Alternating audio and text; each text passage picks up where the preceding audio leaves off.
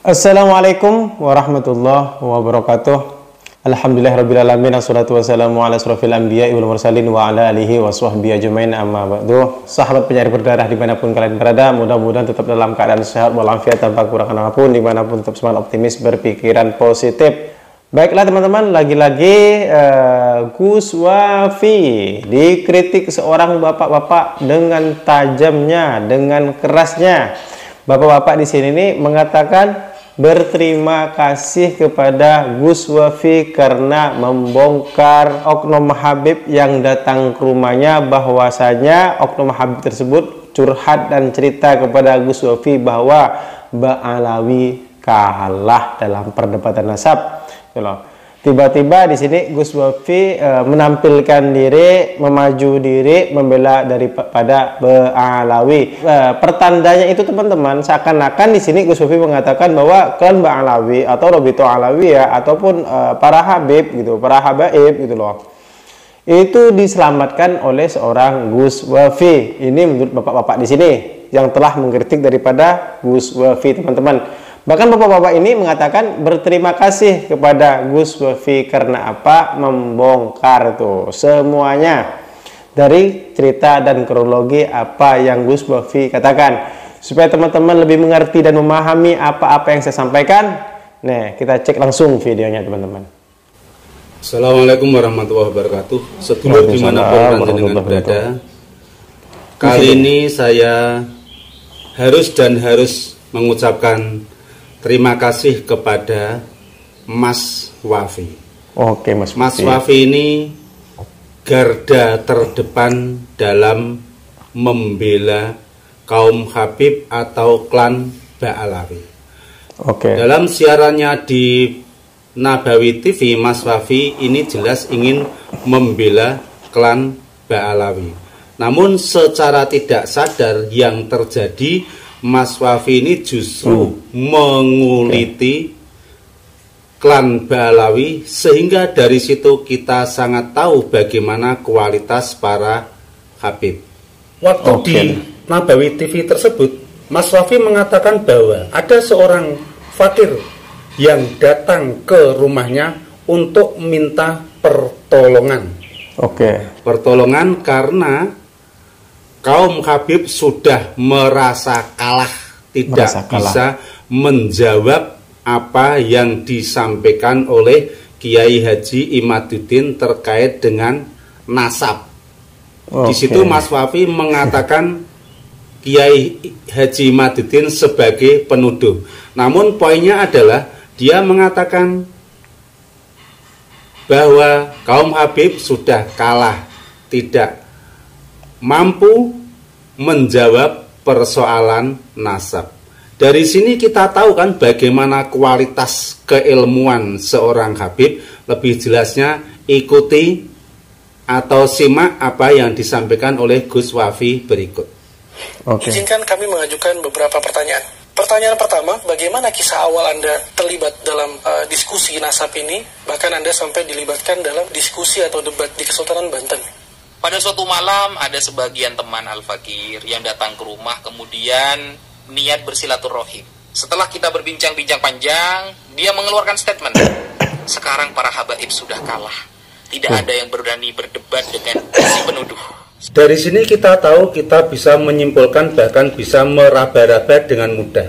Mengapa dalam debat keilmuan, termasuk debat masalah nasab, seseorang mengalami kekalahan atau pihak Habib merasa kalah? Ya penyebabnya ya minim ilmu.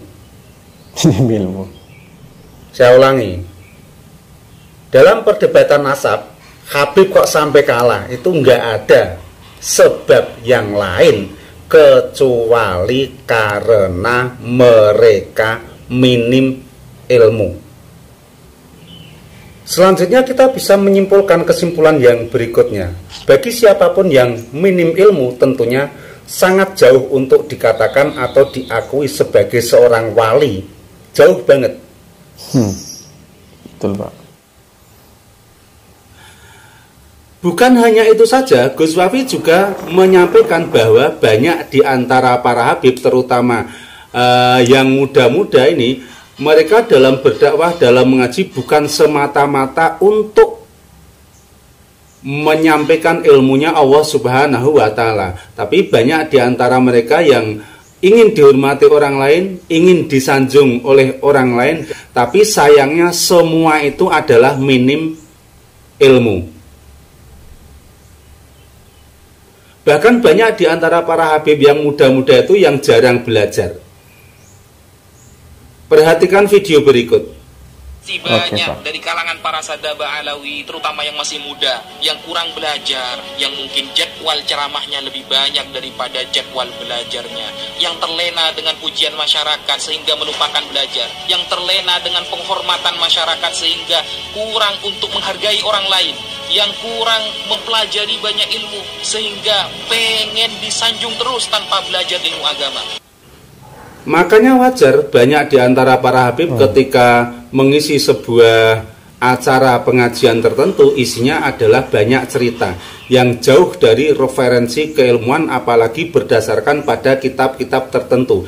Isinya banyak tentang cerita, isinya banyak tentang dongeng, isinya banyak tentang khurafat yang mengagung-agungkan datuk-datuk mereka. Karena ternyata penyebabnya mereka jarang membaca kitab, jarang belajar. Pengennya dihormati oleh orang lain, meskipun mereka sulit menghormati orang lain. Itu seperti yang disampaikan oleh Mas Wafi. Nah, sekarang kita tahu kan dengan siapa kita harus belajar, dengan siapa kita harus mengaji. Tentunya kita kalau mau mengaji agama Islam, mengkaji kitab-kitabnya Allah Subhanahu wa Ta'ala atau hadis-hadisnya Rasulullah SAW, jangan semata-mata dengan para habib, tapi pilihlah ulama-ulama yang sangat mumpuni, yang ilmune nu coron jawane nyegoro. Ilmune nyegoro sudah sangat mumpuni, menjiwai lahir dan batin, bukan hanya sebatas di permukaan saja. Juga jangan mudah terpengaruh, jangan mudah terpencut, jangan mudah tersihir dengan penampilan mereka yang sangat agamis, dengan menggunakan jubah, dengan menggunakan sorban, dengan menggunakan apa ini? Nah, karena apa? Siapapun kalau pengen belajar ilmu agama dengan orang lain, itu yang kamu pelajari adalah ilmunya, bukan sorbannya, bukan imamahnya, juga bukan jubahnya. Semua itu adalah aksesoris.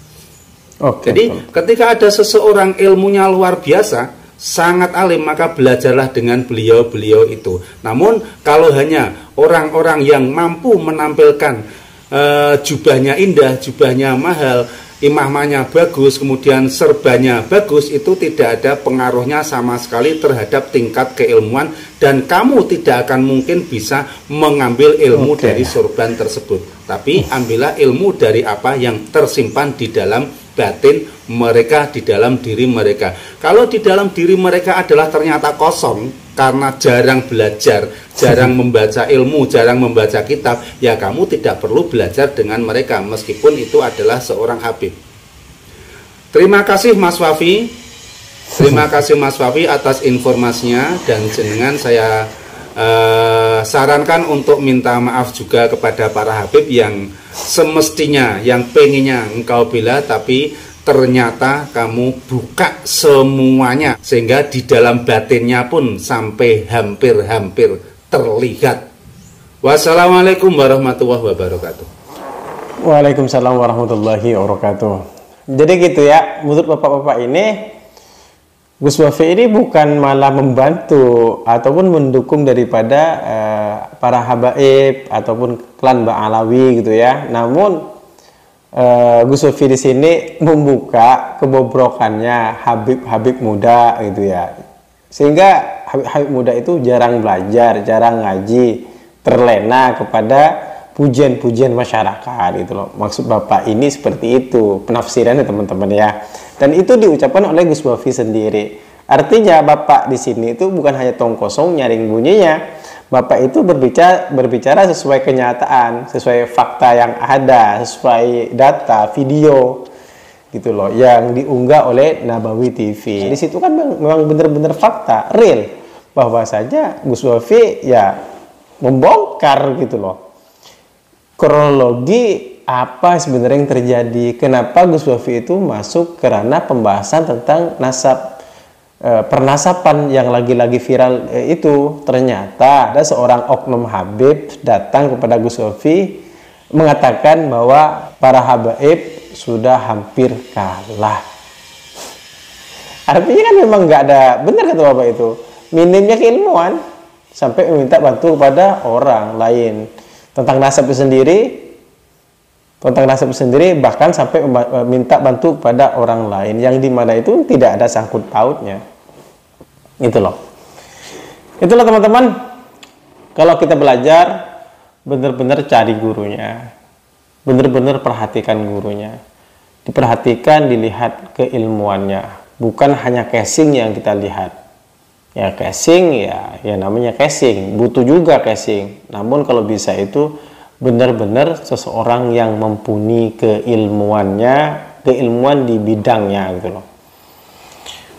Oke, kita lanjut sekarang nih, ada salah satu video teman-teman yang menurut saya video ini cukup ngeri juga teman-teman ya. Oke, kita langsung lihat nih videonya nih. Tolong ditoto niate, ditoto hati nih. Karena apa? Berjuang di NU itu tidak mudah. Jadi pengurus ojo kagetan, ojo gumunan, lan ojo mutungan. Nek perkara dipaido hal yang lumrah. Sampai selesai ya, sebagai pelayan karena ada sesuatu yang jadi jangan perlu kita dengar nantinya. Yang kedua, tugas panjenengan saat ini sangat berat sekali. Karena saat ini NU sedang diganggu oleh sekelompok orang-orang yang tidak bertanggung jawab. Sejarah Nahdlatul Ulama sudah mulai dibelokkan. Para kiai-kiai NU, kiai Nusantara, kiai bumi sudah mulai direndahkan. Sejarah bangsa sudah mulai dibelokkan. Sejarah perjuangan Wali Songo pun tak lupus dari upaya-upaya pembelokan. Kalau sudah ada upaya-upaya pembelokan sejarah yang dilakukan dengan sengaja, pasti punya rencana yang sangat besar dan rencana yang sangat jahat. Inilah tugas panjenengan, sangat berat sekali. Oleh karena itu, saya selaku Ketua PCNU Kabupaten Wonogiri bersama seluruh jajarannya, juga PCNU seluruh raya, memberikan instruksi untuk kegiatan organisasi PCNU di seluruh raya tidak diperbolehkan mengundang Habib. Sekali lagi, dalam acara resmi organisasi PCNU seluruh raya sudah sepakat untuk tidak mengundang Habib, dan ini ternyata sudah diikuti oleh cabang-cabang yang lain. Karena apa? Kita lihat bagaimana penghinaan terhadap kiai-kiai sepuh kita, para muassis Nahdlatul Ulama, Mbah Hasyim Asy'ari, Kiai Ma'ruf Amin selaku wakil presiden dikatain seperti babi, menteri agama dibilangin seperti iblis dan lain sebagainya. Kalau ini dibiarkan 5 tahun 10 tahun yang akan datang, NU tidak akan ada harga dirinya, tidak mempunyai kewibawaan sama sekali. Oleh karena itu, pengurus yang baru saja dilantik tugasnya adalah menjaga marwah dan kehormatan Nahdlatul Ulama. Kita kembali mari dalam hal amaliyah, kembali kepada amaliyah Nahdlatul Ulama. Tahlilan, yasinan kita hidupkan kembali, istighosah, mujahadah kita hidupkan kembali. Sekarang banyak sekali kegiatan tahlilan sudah mulai hilang, kegiatan berjanji sudah juga mulai hilang. Di mana-mana kegiatan Rotibul Haddad, di dalam Rotibul Haddad pun tidak pernah bertawasul kepada Syekh Abdul Qadir Jalani dan para muassis Nahdlatul Ulama yang merupakan ciri daripada amaliyah Nahdlatul Ulama. Ini panjenengan harus hati-hati, harus waspada terhadap gerakan-gerakan yang sistematis seperti ini. Karena apa? NU merupakan organisasi besar di Indonesia ini, dan tembok terakhir pertahanan Republik Indonesia ini adalah di Nahdlatul Ulama.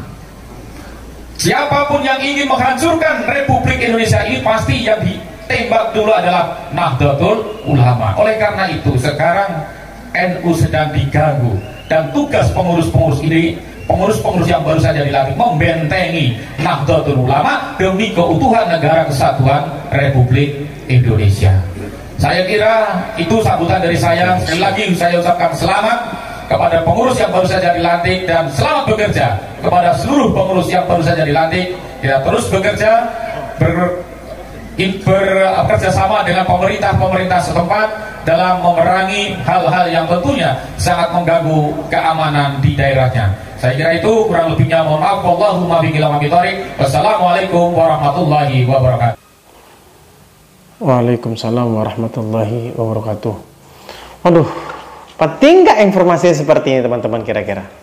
Penting bagi kita gitu ya, untuk menjaga daerah kita gitu loh. Karena faktanya memang seperti itu apa yang disampaikan oleh Kiai siapa ini ya? Oleh Kiai Haji Mubarak Tri, ketua PCNU Wonogiri itu menolak dengan keras kedatangan